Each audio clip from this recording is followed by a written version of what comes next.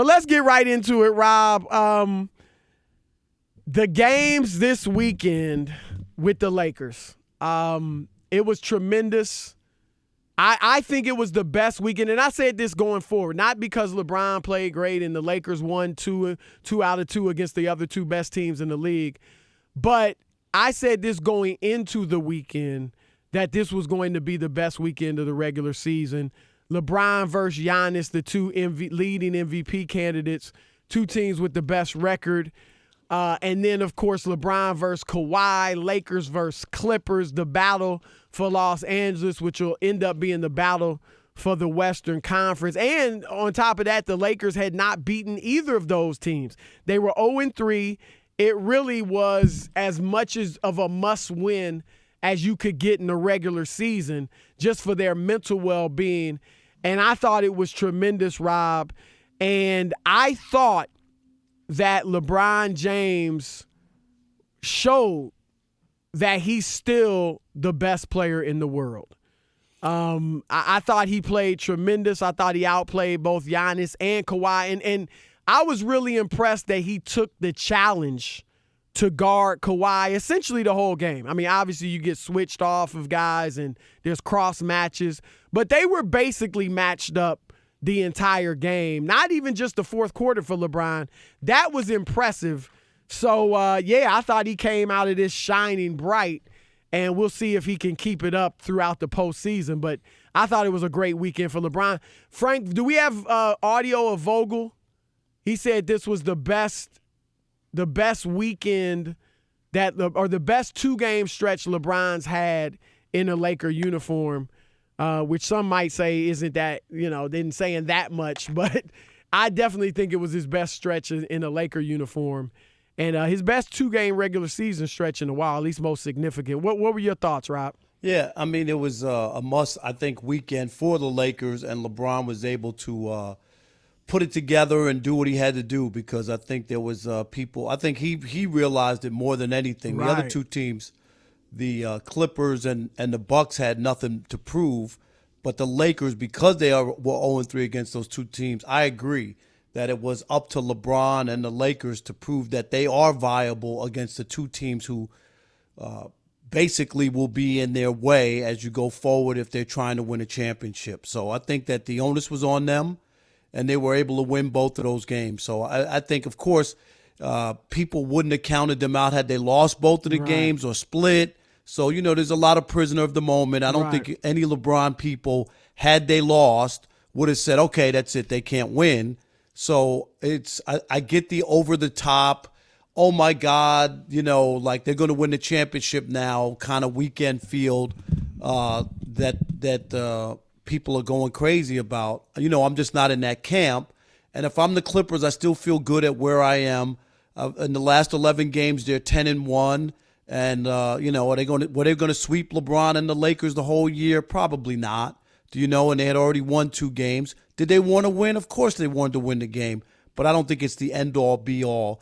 And, again, once we get to the postseason, as we always talk about, the equalizer is always 4 out of 7. Anybody can win one game on either side, but it's more about a long series and who has more horses. Well, what tends to happen, and I was there yesterday, it was a playoff atmosphere. Obviously the games, both teams were chippy, so they both wanted it badly.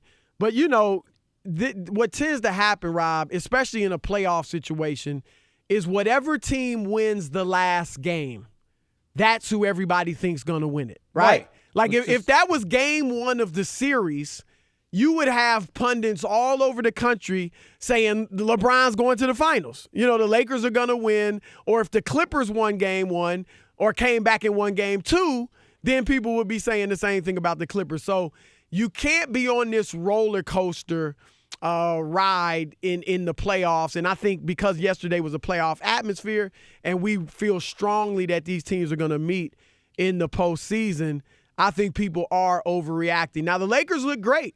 And I think LeBron, for the first time in the 3 games that they played this season, he took the challenge that Kawhi has presented him with.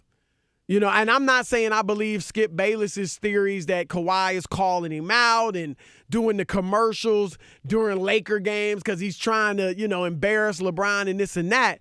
But Kawhi clearly went to the other team, wants to win the championship, and wants to take LA from LeBron and the Lakers.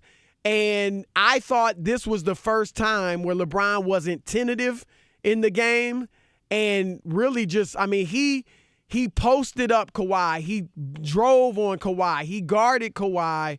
And that's what I wanted to see from him. And they're dangerous when he does that. And if he keeps it up, we're in for a heck of a series. What do you think about my contention that LeBron reestablished or just reminded us or declared, in my view, that he's still the best player in the world? Because I get obviously there's an argument for Giannis, but Kawhi, you can see he's got limitations that LeBron doesn't have. He doesn't have LeBron's court vision. He's not the playmaker that LeBron is. And historically, he's not the player LeBron is. But just by his effectiveness this season, just by the fact that he can pretty much fit into any system, just by the fact that he's got go-to mid-range shots, that LeBron's game is not really, pull up at 12 feet and hit a soft jumper. He's either pretty much going all the way to the hoop or shooting a long jump shot. Kawhi's got those pull-ups in the mid-range.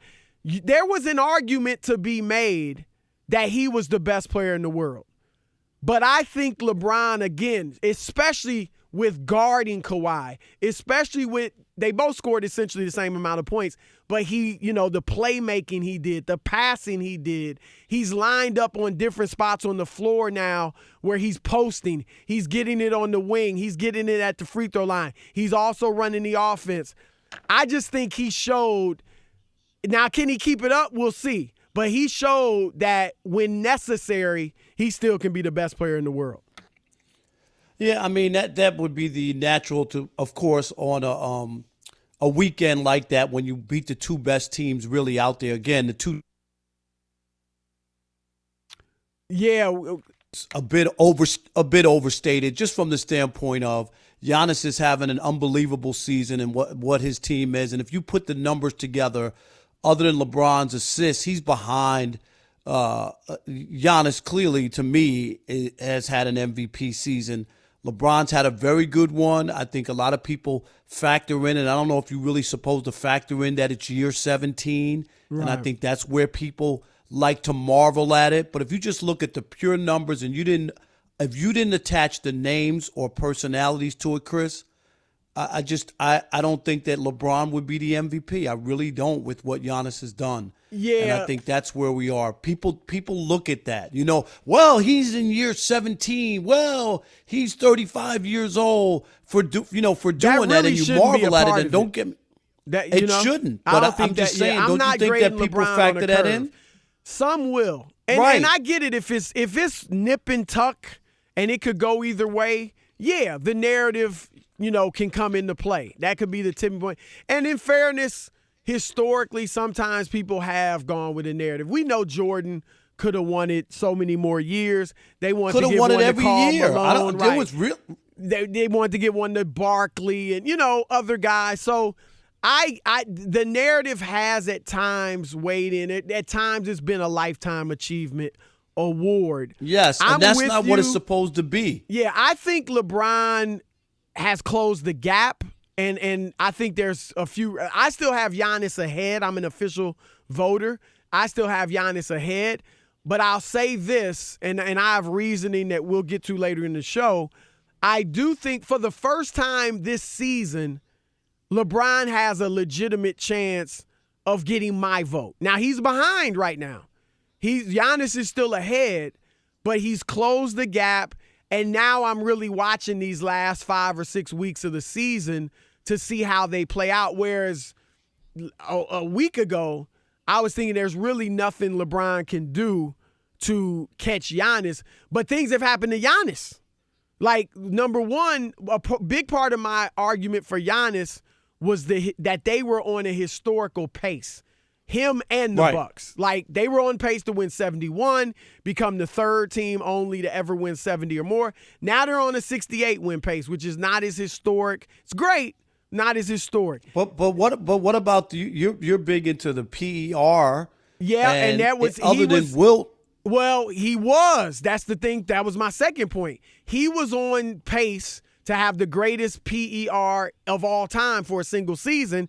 Now he's no longer on that pace. Again, this could change, but right now he's actually fifth all time, which is still great, but it's not, again, one of those historic situations or accomplishments that you feel, you got to reward him for this. And PER, here's the other part. It does have some limitations, but yeah, if he finishes with the greatest PER, they win 70 plus. You kind of got to give it to him. And then the third thing, Rob, is I think his injury now. He's already missed 7 games.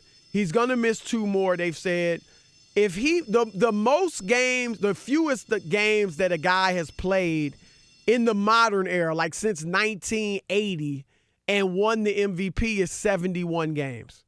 And that's missing 11 games. That was Allen Iverson in 01. So if he ends up missing, say he only plays 69 games, then that factors in as well if LeBron plays, 76 or something like that. So there are other things coming into play, but I do think Giannis is still ahead, at least in my book. And the last thing I'm going to say is normally this is where the LeBron bias comes in. Normally Anthony Davis has better numbers across the board, except for obviously the assists. But here's another one. Normally, under normal circumstances, when you have 2 players playing at that level, they cancel each other out. And that's why LeBron wouldn't win. Do you know what I mean? Well, it's interesting because and you might be right with the LeBron bias because remember, he won 2 of them playing next to Wade. So he was able to overcome that with Miami playing with Dwayne Wade. But in many cases, you're right, that doesn't happen. Did LeBron show that he's still the best player on the planet? 877-99 on Fox. We want to hear from you. Let's start with KD in D.C. Now, Kevin Durant is from D.C., but I don't think this is him. KD, welcome to the Odd Couple. It's actually TD, but it's all good. That's super producer. Maybe I'm going to have to start calling him the super producer. It might have just been my Rob phone. G. Hey, it's no doubt, man. No doubt LeBron James is the not MVP. I mean, come on, media. Y'all got to stop this, man. I seen Dave McMahon today on the jump say LeBron was the MVP because he helped navigate the China controversy. What? Are you serious? He helped, I swear to God. I just seen it on Twitter. He helped manage to navigate the China controversy. A tragedy of all tragedies. Okay, so when Kobe Bryant was in year 17, an owner who he had a relationship with, played for, died, and got him to the playoffs. We ain't use that as a reason for what's the name. No, I just want to speak on LeBron real quick. And Chris, I was watching this morning, man. I love y'all, man. I love y'all opinions and stuff. But I want to ask you a question. Did LeBron shoot over 45% yet against the Clippers? He didn't yesterday. That's why you got to watch the game. I know what the number said, but I don't care that he shot 7 for 17. If you watch that game, he dominated, period. His numbers actually weren't typical LeBron James numbers. 9 assists, he usually gets almost 11. 7 rebounds, he usually gets 8. Didn't shoot 50% from the floor. But if anybody, and TD, I'm challenging you, if you're going to sit here and say LeBron James didn't play well yesterday or wasn't dominant yesterday, you don't know basketball. Let's go to Rob in Georgia. Rob, you're on with the Odd Couple. Hey, folks, how y'all doing today? What's up, man? All right. Are you on speaker? Absolutely. Are you on Yeah, speaker? I'm on Get speaker. on. We need you on the handheld. Okay, my bad. I'm sorry about that. But absolutely, LeBron is the best. What he do this weekend that made you think that?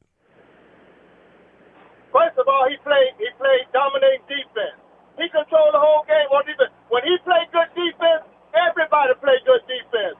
If you watch all the guards, Green, Bradley, Caldwell Pope, all of them played tough defense because because he was holding Kawhi. Right. He set a tone. He definitely set a tone. Let's go to Mark in Sacramento. Mark, you're on with Chris and Rob. Hey, what's going on? Welcome back, Rob. I got to hear about this cruise, man, but later on. But real quick, I think we got 20 games to go.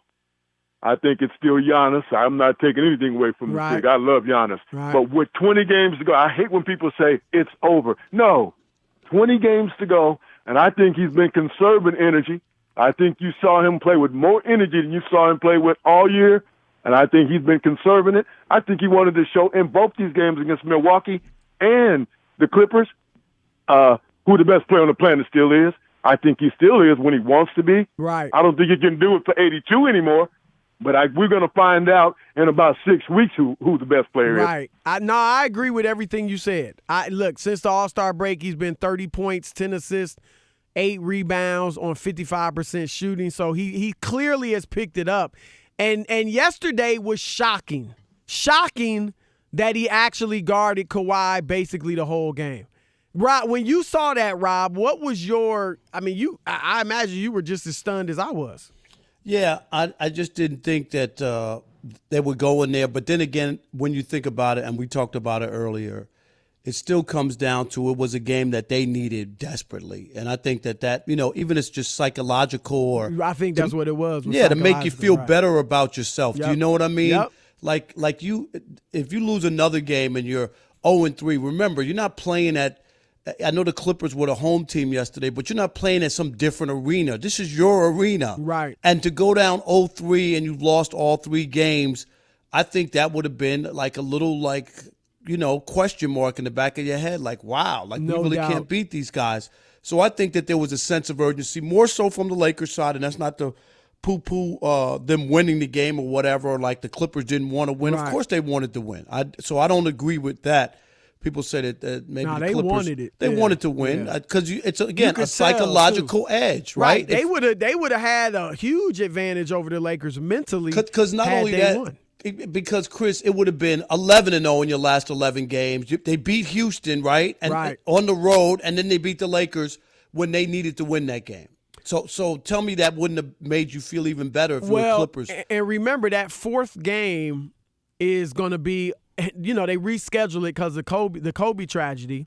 It's going to be a triple back-to-back for the Lakers. So their third game in 3 nights. It'll be a back-to-back for the Clippers in April. So let's face it, LeBron, Kawhi, AD, they all might be sitting out that game. You know what I mean? That's not going to tell us anything. So this was the game for both of these teams to kind of make a little statement and get a little edge.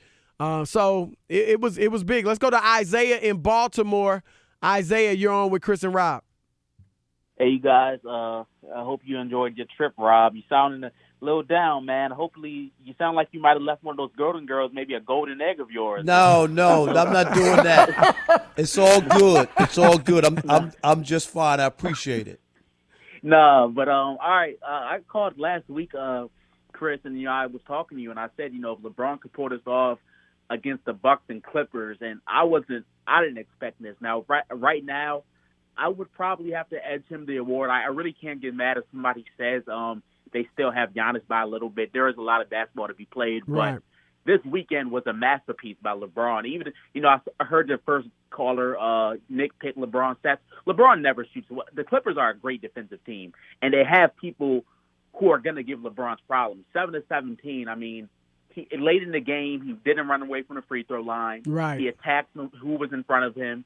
Against Giannis, he stuck Giannis, and he just attacked the whole game. He just, at the age of 35, now me and Chris, we disagree about whether the age should play, be a factor. It shouldn't really. I don't think it should be a factor. Yeah, and I'm not grading on the curve. I look at it like, even if you don't want to look at that, just look at what he's doing. Number one in the West, we have to see where Giannis is, where his knee is at, how many games he's going to miss. That's going to affect some things. Right. But, hey, if they can ride this out, this number one seed by a good 5 games, number one seed in the conference, finish off maybe just a game or two That's behind going the to Bucks. happen. they're going to win the West by probably about 5 games. I mean, that's just they've been there all year. What if Milwaukee gets hot and Giannis is fine and isn't that bad or whatever, and he's cool, and they keep winning and they win 18 out of 20. I got Giannis still as the MVP No, right now. I got it, but I'm just saying, like, it could be the other way around, and just like you said, there could be some moments near the end of the season where maybe they don't play him because he's older. Giannis can continue to play, Chris, going into the season. I expect LeBron to sit out a couple games the last week. I mean, he's done that for a lot of his career. That's what I'm saying, right? And Giannis may too. I mean, they both might do that just because a lot of teams do that. I don't consider that load management. Like that last week. You sit out 2 games or whatever just to get ready for the playoffs. But what's happening, y'all? It's Chris Broussard. I'm Rob Parker. And we are The Odd Couple. Check us out as often as you can on YouTube. And always remember, I'm Oscar and he's Felix. Oh, man. Are you serious?